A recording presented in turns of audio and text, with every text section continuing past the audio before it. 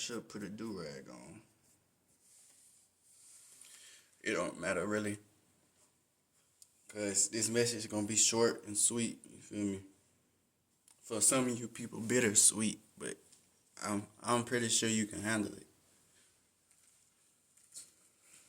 Don't make your gestures always a kind gesture.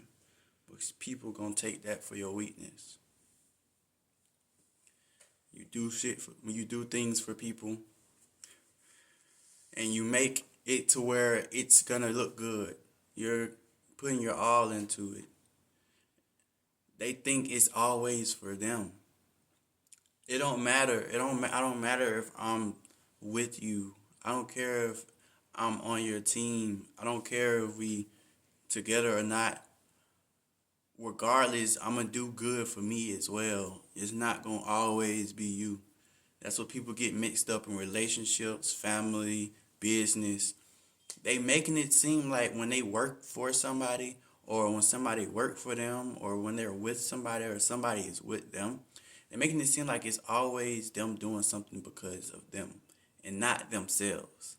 Like it's like one-sided, basically.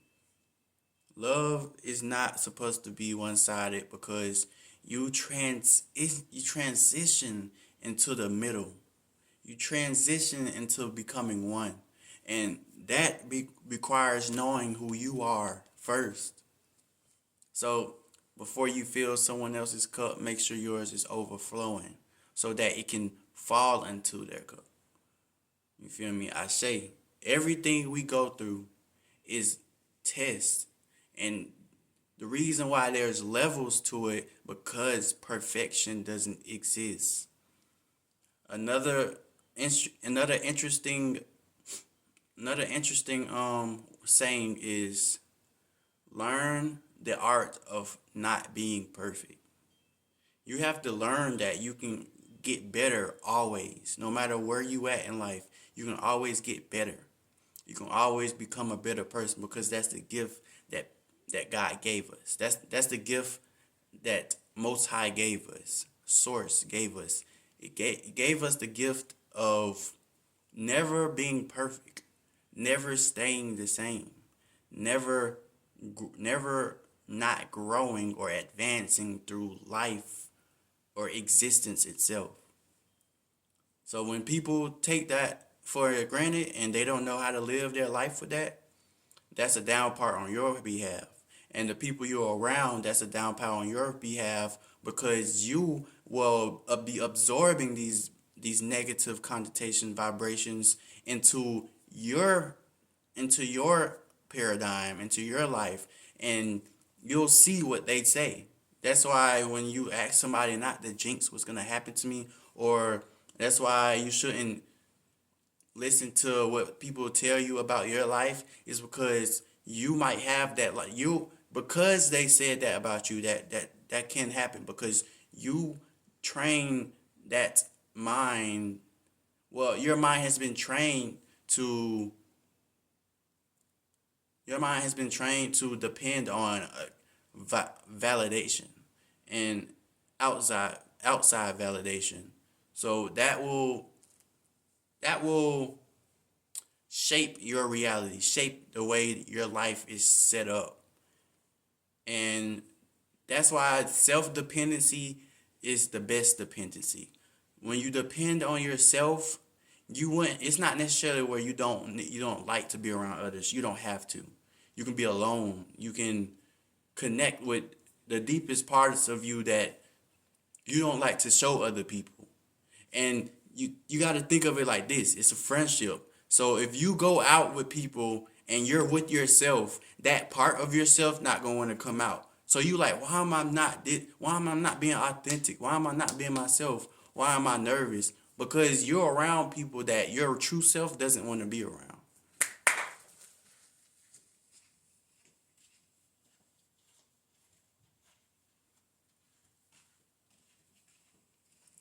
Allow me to say that again. The reason why you go around certain people and you feel like you can't be yourself because that part of yourself doesn't want to be around them. It knows. It knows that is not the right person that I want allowed to witness how much of a great person I can be. That's a person who's gonna take it for granted, who's gonna be jealous of it, who's not gonna wish goodwill over it, is gonna wish bad ill over success that that person can bring. And even if I that person let me help them, they will self sabotage the things I help them to do. By giving them money, they'll buy it on the wrong thing.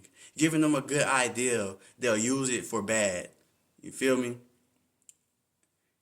So that person doesn't want to come out. That person doesn't feel like people will need it. Well, who doesn't feel like people deserve it, and doesn't feel like people will know how to use it correctly. And that's why you tend to feel like the person who's really on your side seem like he's starting to be fake, because he's having an ego death, and he's realizing that there's parts of myself that even if I wanted to show you, I can't because of who you are.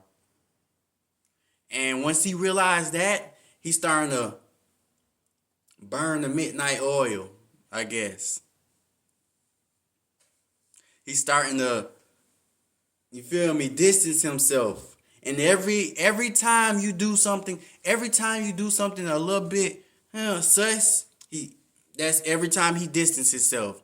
So all the times that it's not like he's he's holding the grudges. No.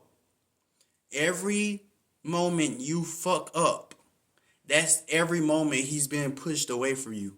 So if you fuck up to where he's not in front of your face anymore, where he's not hanging out with you, that's your fault. If you fuck up to where he doesn't even call you no more, that's your fault. Just know why he doesn't call you no more, that's your fault. That's every time you have fucked around in his face and took him for granted, or talked behind his back, or didn't help him out when he needed you the most. All the times you've done that, that's how many times he took a step back from you.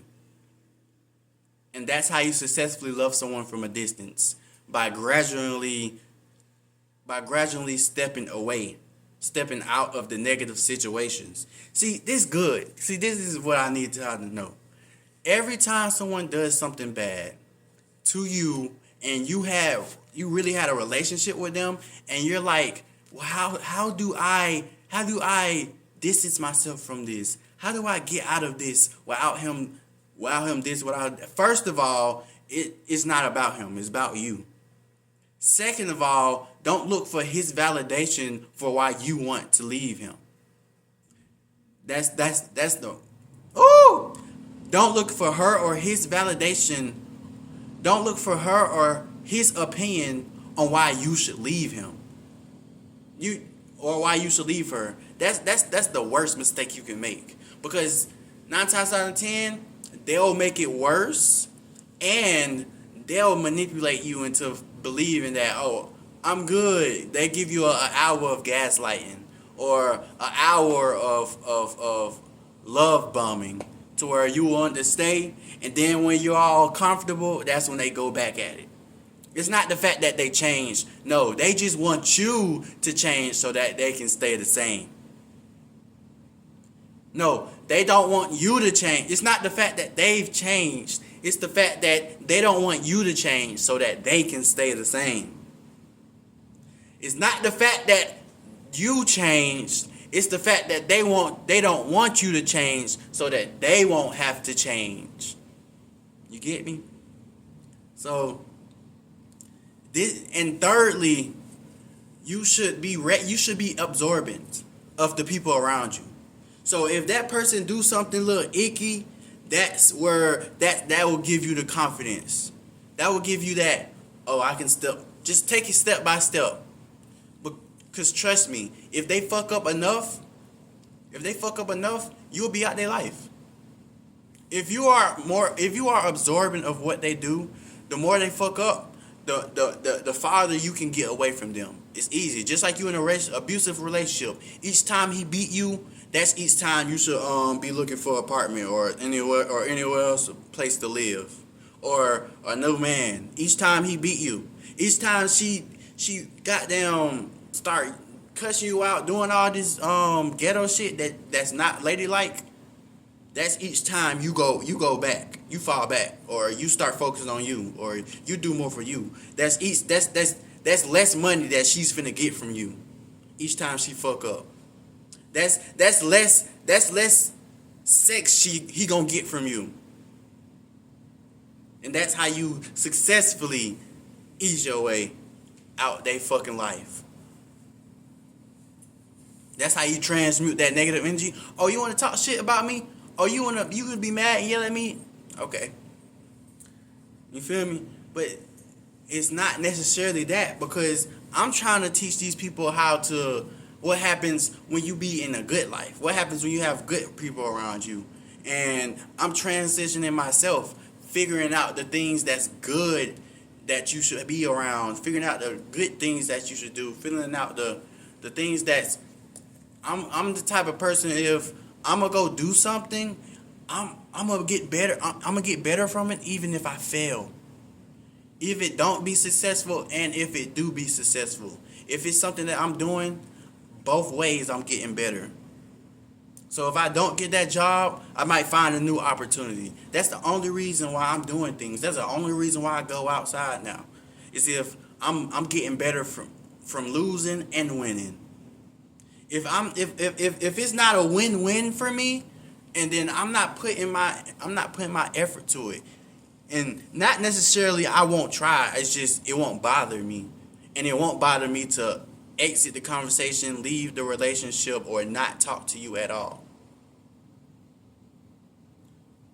If it's not a win-win, those things are the least of my concern, because I'm not putting my effort into that. I'm only putting my effort into a win-win.